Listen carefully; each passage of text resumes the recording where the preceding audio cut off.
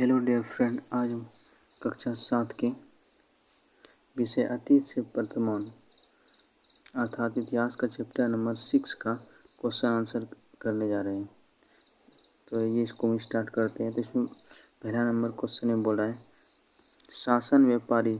शासक व्यापारी एवं धनाढ्य लोग मंदिर क्यों बनवाते थे। तो इसमें आंसर हो जाएगा, शासक व्यापारी एवं धनाढ्य लोग मंदिर इसलिए बनाते थे ताकि उनमें धार्मिक आस्था का प्रकटीकरण हो सके। नाम कमाने के साथ पुण्य कमाने की अच्छी इच्छा भी रहती होगी। आपने भी शक्तिशाली और धनी लोग की धाक जमाना भी कारण हो रहा होगा। मतलब अपना धाक जमाने का वही कारण हो सकता है। मतलब ये अपना सामर्थ्य पावर दिखाना चाहता है। नेक्स्ट क्वेश्चन है हमारा, शहरों में कौन कौन से लोग रहते हैं। मतलब अर्बन जो होता है, शहर में सिटी में कौन कौन सा लोग रहते हैं। देखिए, शहरों में व्यापारी, दस्तकार, शिल्पी, आभूषण बनाने वाले, सब्जी बेचने वाले, जूता बनाने वाले, रंगरेज आदि रहते थे। व्यापारियों में अनाज बेचने वाले और कपड़ा बेचने वाले दोनों रहते थे। बड़े शहरों में थोक खरीदार बिक्री भी होता था। ये सब हो गया आंसर। नेक्स्ट क्वेश्चन है हमारा, नेक्स्ट क्वेश्चन, व्यापारी वस्तुओं के यातायात के क्या साधन थे। मतलब एक जगह से दूसरे ट्रांसपोर्ट करने का क्या साधन था। ट्रेडिंग मतलब व्यापार करने का। व्यापारी वस्तुओं के यातायात के लिए सड़क विकसित थे। सड़क पर बैलगाड़ी, घोड़ा, खच्चर सामान ढोने के साधन थे। दूर दराज का व्यापार नदी मार्गों से होता था। तटीय क्षेत्रों में समुद्री मार्ग का भी उपयोग होता है। तटीय क्षेत्र उसको कहा है, समुद्री मतलब किनारे वाले को। बंदरगाह को बोला जाता है सीपोर्ट या हार्बर बोला जाता है। अच्छी सड़क द्वारा जोड़ा गया था। विदेशी व्यापार समुद्री जहाज के द्वारा। ऊँट भी सामान ढोने के अच्छे साधन थे। तो ये सब ट्रांसपोर्ट का साधन है ट्रेडिंग करने का। ये 13वीं शताब्दी में किन यूरोपीय व्यापारियों ने कंपनियों का भारत में आवागमन हुआ। 13वीं शताब्दी अंग्रेज, डच जिसको हॉलैंड कहा जाता है, डच निवासी को हॉलैंड भी कहा जाता है, और फ्रांस के यूरोपीय व्यापारिक कंपनियों का आवागमन हुआ। पुर्तगाली 15वीं शताब्दी में ही आ चुके थे। पहला पुर्तगाली यात्री कौन था, वास्को डी गामा, जो 1698 में भारत में एंट्री मारा था। नेक्स्ट बोल रहा है सुमेलित करने के लिए। तो इसमें देखिए मंदिर का नाम दिया है। तो इसमें देखिए नागर मैली तिरुपति। नागर जो टेम्पल है वो कौन सा कहाँ है, तिरुपति में। तीर्थ स्थल पुष्कर। प्रशासनिक नगर दिल्ली। बंदरगाह नगर गोवा। वाणिज्य नगर पटना। तो इसको ध्यान में रखिएगा। नेक्स्ट 6 नंबर क्वेश्चन हमारा, मध्यकालीन भारत में मतलब मेडावल इंडिया में आयात निर्यात के लिए इंपोर्ट एक्सपोर्ट वस्तुओं की सूची को बनाएं। मतलब कौन कौन सा लाया जाता है, कौन कौन से यहाँ से भेजा जाता है। मध्यकालीन भारत में आयात निर्यात की वस्तुएं निम्न सूची है। निर्यात की वस्तुएं और आयात की वस्तुएं। जो निर्यात करते थे, मसाला क्या करता है, निर्यात। तो इंग्लैंड सब किस लिए आया था, मसाला के लिए, व्यापार के लिए आया था। क्योंकि वो ठंडी एरिया में रहता तो वहाँ पे मीट खाना ज़्यादा पसंद करता है वहाँ पे गर्मी के लिए। और मीट को अच्छी बनाने के लिए क्या चाहिए, स्पाइस मसाला चाहिए। इसीलिए व्यापार करने के लिए आया था। सूती कपड़े, सोना हो गया। नील क्या किया था, निर्यात किया था। चांदी आयात किया जाता था। जड़ी बूटी ये सब निर्यात किया जाता था। हाथी का दांत क्या था, आयात किया था। खाद्य सामग्री में इसको क्या किया था, निर्यात, लेकिन खजूर को आयात किया जाता था। सूती धागा इसको निर्यात किया जाता था। और सूखे मेवे और रेशम चीन से आयात किया जाता है। नेक्स्ट क्वेश्चन है हमारा, नेक्स्ट क्वेश्चन है, भारत में यूरोपीय व्यापारिक कंपनियों के आवागमन के कारणों को रेखांकित कीजिए। तो आंसर हो जाएगा इसमें, यूरोप व्यापारियों को भारतीय मसाले और बारीक मलमल की भनक लग गई थी। मलमल से क्या बनता है, पहली बार जो कपास और मलमल से बनाया था कागज चीन में ही पहले। तो ये भारतीय व्यापारी ये वस्तुएं लेकर यूरोप जाते थे और वहां से सोने चांदी लाद कर समुद्र जहाज से भारत लाते थे। बाद में फारस के व्यापारी मध्यस्थ बन गए और वे भारत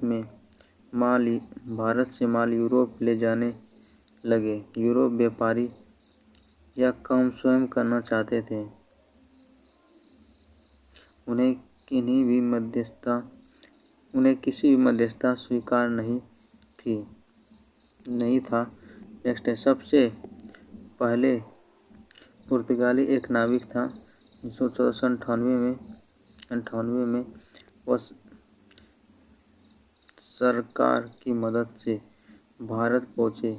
एक निश्चय किया कि उसने उत्तर महासागरीय अंतरिक्ष के मार्ग पकड़ा और सबसे पहले south Africa cap of good hope के पास आया, तो वहां से फिर एंट्री मारा था और भारत तट पर पहुंचने में सफलता पाई। वहां पर उसने स्वयं ने व्यापार किया था। कहाँ पर था? केरल के काली तट पर, जहाँ पर उसको जब मोरिया ने उसका वेलकम किया था, स्वागत किया था। नेक्स्ट क्वेश्चन है हमारा,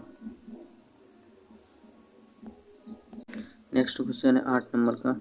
आपके विचार से मंदिरों के आसपास नगर क्यों विकसित हुए?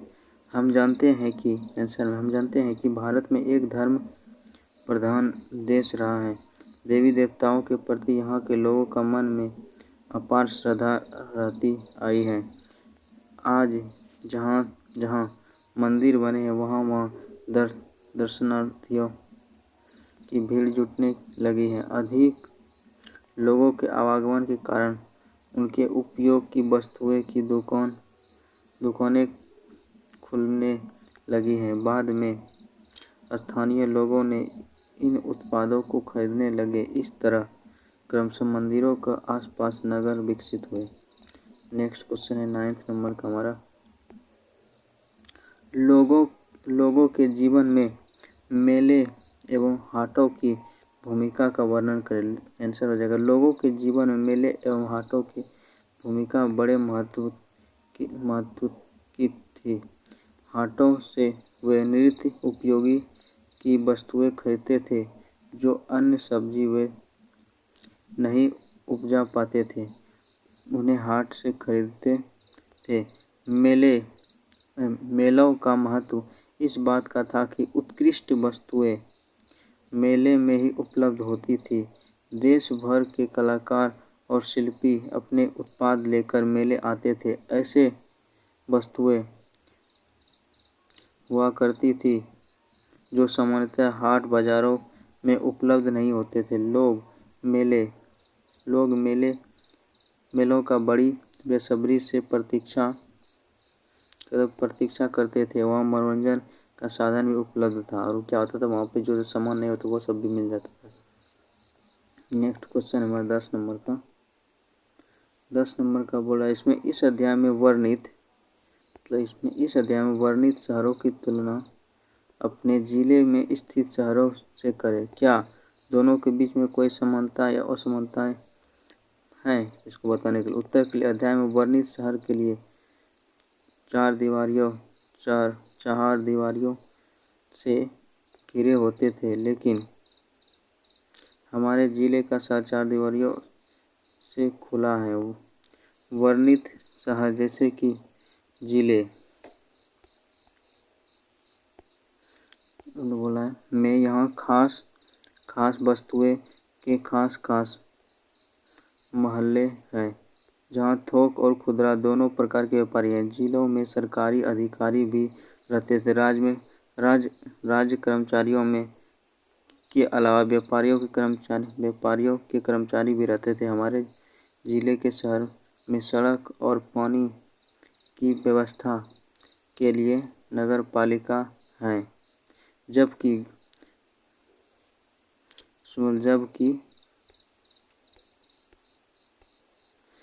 वर्णित शहरों में इनका उल्लेख नहीं है। रात में सड़कों पर रोशनी का प्रबंध है, जबकि वर्णित शहरों में इनका कोई भी उल्लेख नहीं है। तो ये सब क्या उसमें अंतर है। लास्ट क्वेश्चन है हमारा 11 नंबर का, धातु मूर्ति निर्माण में लुप्त ओम तकनीक के क्या लाभ हैं? तो धातु मूर्ति निर्माण में निर्माण के लुप्त मोम तकनीक के अनेक लाभ थे। पहला लाभ तो यह था कि इस तकनीक से मनचाही आकृति की मूर्ति बनाई जा सकती है। मोम बर्बाद नहीं होता था। पिघलाकर निकालने के बाद उसे पुनः ठोस रूप में प्राप्त कर लिया जाता था। इस तकनीक में कम ही समय में अधिक मूर्तियाँ बनाई जा सकती थी। तो यह उसमें समानता था। ये हमारा यहाँ पे क्वेश्चन आंसर चैप्टर खत्म रहता है। वीडियो देखने के लिए धन्यवाद। Thanks for watching this video.